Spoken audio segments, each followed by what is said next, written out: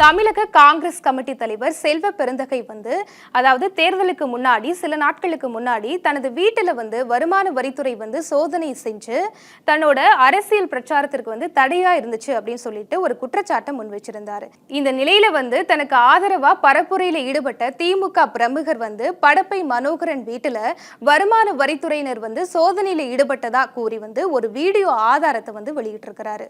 தொடர்ந்து செய்தியாளர்களை சந்தித்த செல்வ பெருந்தகை வருமான வரித்துறை சோதனை அப்படிங்கிறது பேர்ல ரொம்பவே துன்புறுத்துறதாகவும் வருமான வரித்துறை நான் சோதனை நடத்தல அப்படின்னு சொல்றது ரொம்பவே அப்பட்டமான பொய் அப்படின்னு தெரிவிச்சிருக்கிறாரு. அது மட்டும் இல்ல, படப்பை மனோகரன் வீட்டுல வருமான வரித்துறை சோதனையில ஈடுபடும் போது அங்கிருந்த சிசிடிவி கேமராவை ஆஃப் பண்ண பார்த்ததாகவும் ஒரு குற்றச்சாட்டை முன் வச்சிருக்கிறாரு. வருமான வரித்துறை சோதனை செய்யறதுல எந்த ஒரு தவறும் கிடையாது, அதையே மறைக்க நினைக்கிறாங்க அப்படின்னு சொல்லிட்டு ஒரு கேள்வியும் எழுப்பியிருக்கிறாரு.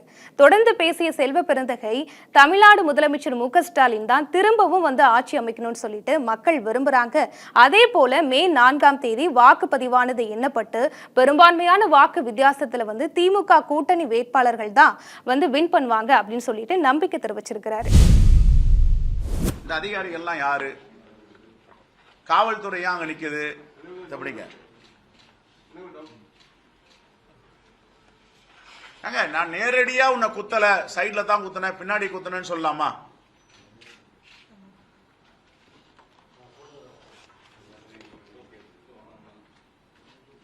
இப்ப மல்லிகார்ஜுன கார்கே எதுவோ சொல்லிட்டாருன்றதுக்கு இன்னைக்கு தேர்தல் ஆணையத்திலிருந்து எல்லாம் ரிப்ளை கேட்கிறாங்க.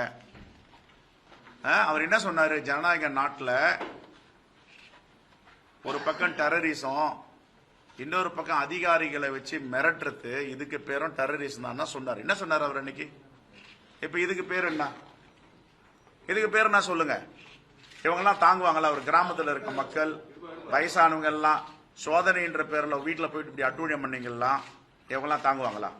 நான் சொல்றேன், இந்த தேர்தலுக்கு பிறகு 5 மாநில தேர்தலுக்கு பிறகு ஒன்றிய அரசியல் ஆட்சி மாற்றம் வரும். இந்த அதிகாரிகள்லாம் கொஞ்சம் எச்சரிக்கையா இருக்கணும். எங்க தலைவர் ராகுல் காந்தியும் மல்லிகார்ஜுன கார்கே அவர்களோ ஒரு நிமிடம் கொஞ்சம் சமாதானம் ஆயிட்டாங்கன்னு வச்சுங்க, நாளைக்கு ஆட்சி மாற்றம் வந்துடும். சந்திரபாபு நாயுடும் தயாரா இருக்காரு, நிதிஷ்குமாரும் தயாரா இருக்காரு.